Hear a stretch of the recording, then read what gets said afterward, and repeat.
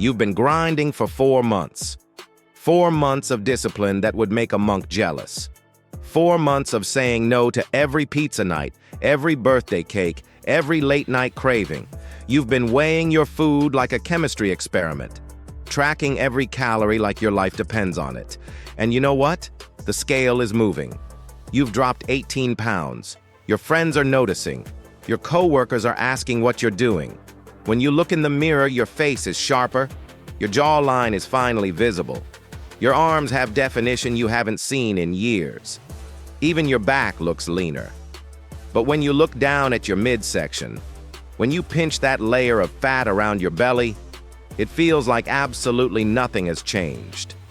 Same thickness, same softness, same frustrating roll when you sit down. And you're standing there thinking, what the actual hell is going on? Why is my belly the only part of my body that didn't get the memo about this diet? Why is everything else responding except the one area I actually care about the most? If this scenario sounds painfully familiar, I need you to understand something critical right now.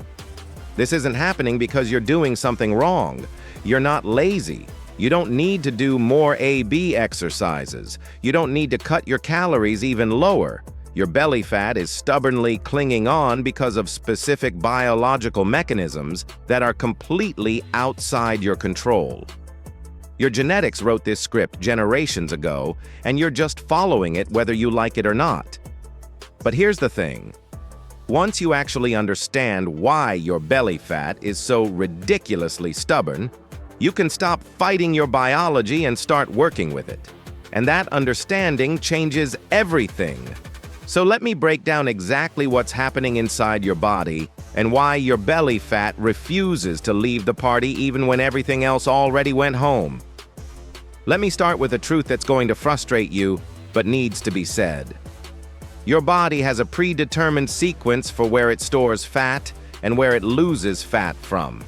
And you had absolutely zero say in determining that sequence.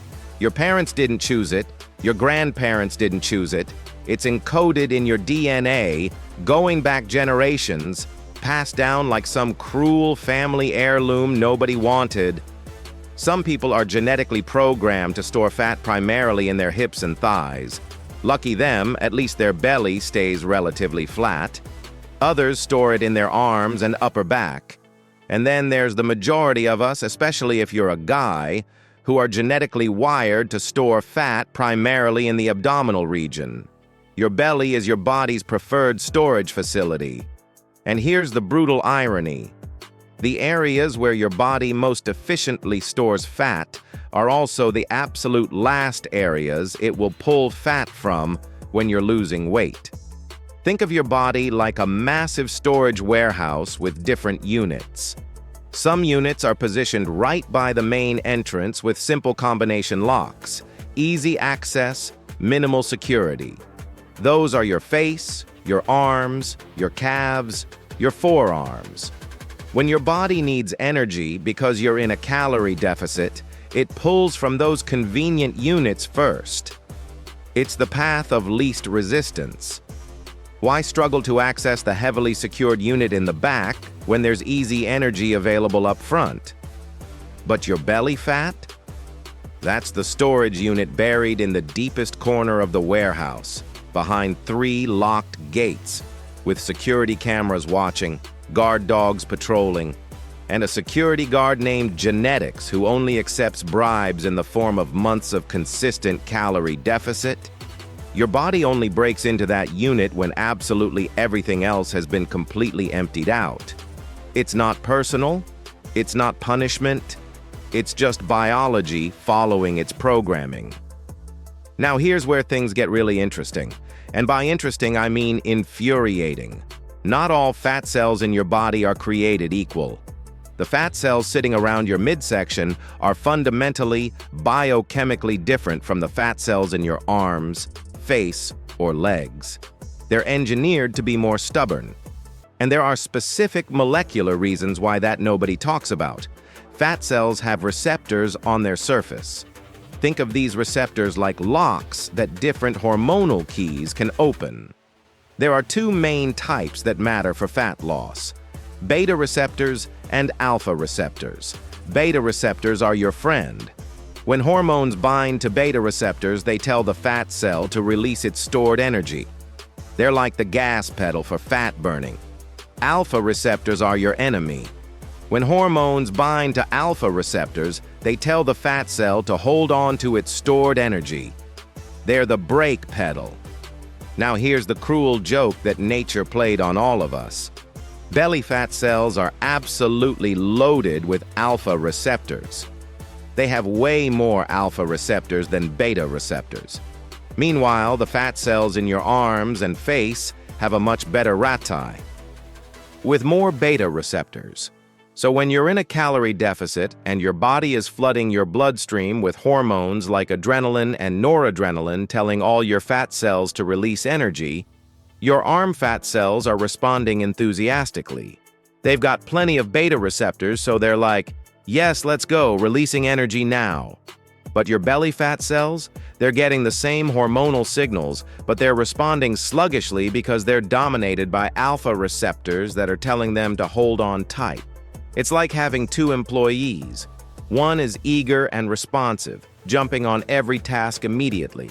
The other is stubborn and slow, questioning everything and taking forever to actually do anything. Both are getting the same instructions from the boss. But one completes the work in an hour while the other takes all day. That's literally what's happening with your fat cells. They're all getting the same fat-burning signals, but they're responding at completely different speeds based on their receptor makeup. Here's the second massive problem that makes belly fat even more stubborn: blood flow, or more accurately, the lack of it. Your abdominal fat has significantly worse blood circulation compared to almost every other area of your body, and poor blood flow is a huge problem for fat loss. Let me explain why. When your body decides it needs to burn fat for energy, it doesn't just magically pull it from your cells. It has to send chemical messengers through your bloodstream first. These messengers are hormones like adrenaline, noradrenaline, and others. They travel through your blood to fat cells all over your body and deliver the message to release stored energy. But here's the critical point. If an area has poor blood circulation, those chemical messengers barely make it there. It's like trying to have a phone conversation in an area with terrible cell service. The message gets delayed. It gets garbled. Sometimes it doesn't arrive at all. Your face, arms, and legs have excellent blood circulation. Rich networks of blood vessels delivering oxygen, nutrients, and hormonal signals efficiently. So when your body sends out the fat-burning messengers, they arrive at those fat cells loud and clear. The cells respond quickly. But your belly? The blood flow is comparatively terrible. Those same hormonal messengers are trying to get there, but they're fighting through poor circulation. The signals arrive weak, delayed, and inconsistent. Your belly fat is basically trying to stream a video on a dial-up connection from 1999, while the rest of your body is on gigabit fiber optic internet. Both are trying to do the same thing. But please do me a favor, hit that subscribe button and turn on the notification bell so you never miss our stories. Drop a comment below and tell me what lesson did you learn.